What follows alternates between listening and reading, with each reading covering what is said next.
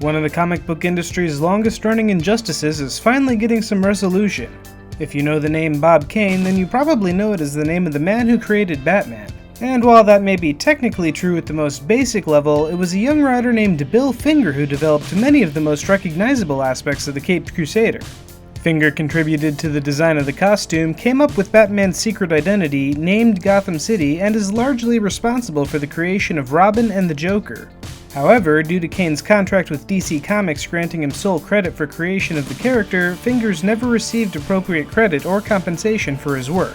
For more than 70 years, the words Batman created by Bob Kane have been a sore spot within the industry, however it seems that will finally change. According to The Hollywood Reporter, DC Entertainment reached an agreement that will allow them to officially give co-credit recognition to Finger on Batman-related work, starting with Gotham and the upcoming Batman v Superman movie.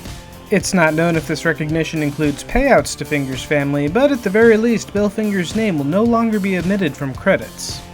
In TV news, the new season of Doctor Who has begun, and it'll be the last season for Jenna Coleman, who announced this week that she has filmed her final scenes as the Doctor's companion. Coleman has played Clara Oswald, the Impossible Girl, since 2012, and saw the Doctor through his regeneration from 11 to 12.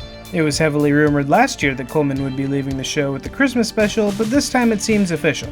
Coleman will be moving on to star as a young Queen Victoria in a new drama, Victoria. Meanwhile, it seems that Netflix is branching out a little bit. Netflix has announced an agreement with ABC to become the exclusive streaming home for the first season of ABC's How to Get Away with Murder. This deal is interesting due to the fact that ABC is owned by Disney, which also has partial ownership of Hulu, one of Netflix's primary competitors. Elsewhere, Netflix is also tipping their toe into the anime industry. The company announced this week that they will be the exclusive streaming home of the upcoming anime series Agent Demi-Human. Once the show begins, Netflix subscribers in Japan will be able to watch each episode 3 days after its televised air date. And outside of Japan, the entire series will be made available all at once sometime in mid-2016. It's hardly the simulcast standards of sites like Crunchyroll, but it does show that Netflix may be interested in getting content out more quickly. In video game news, Nintendo is wasting no time working on their franchise synergy. Just days after the launch of Super Mario Maker, Nintendo announced that a Mario Maker-themed stage will be making its way to Super Smash Bros. Available on September 30th, the new stage will switch between the 4 Mario themes, and a helpful hand will appear to place platforms and fix broken boxes.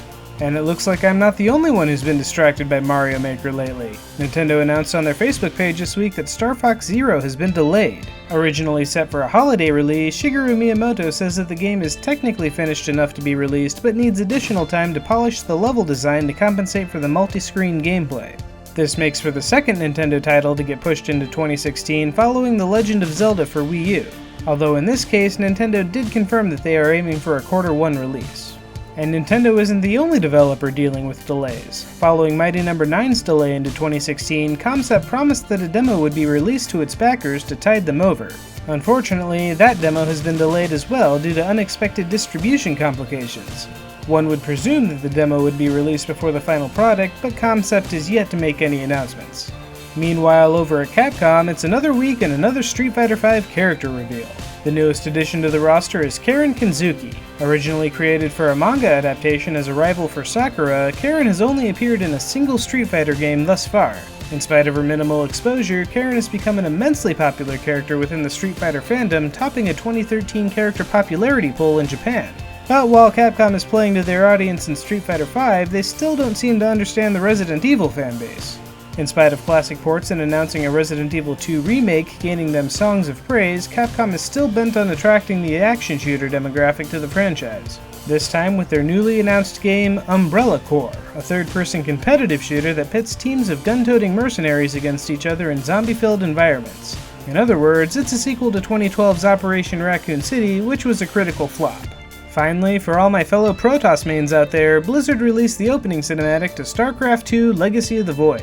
Check out what happens when a Zerg rush runs headlong into battle-hardened Protoss forces. For we are bound by the Kala, the sacred union of our every thought and emotion.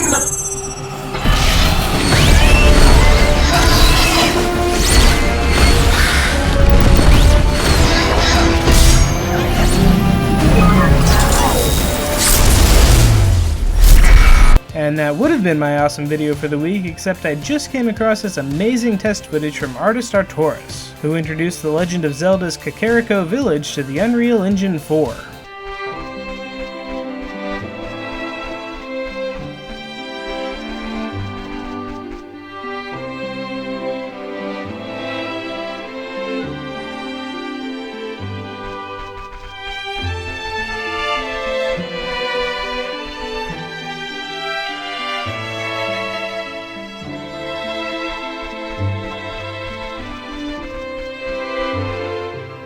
And that's everything for this week, so what do you think about delayed games? Are they worth the wait, or developers just need to get their act together? Let me know in the comments below. Be sure to like and subscribe, pass this video around to your friends, and have a great week!